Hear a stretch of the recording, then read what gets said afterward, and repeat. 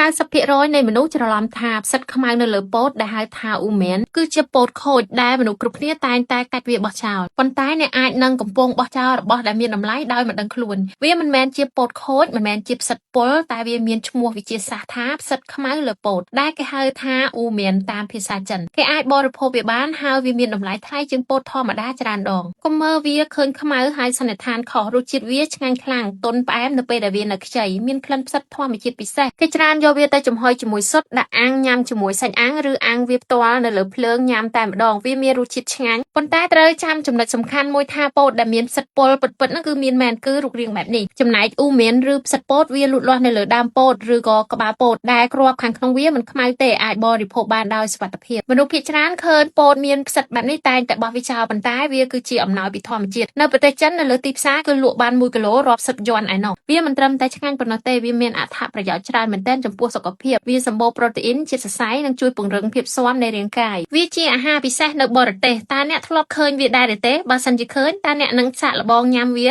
ឬក៏បោះវាចោល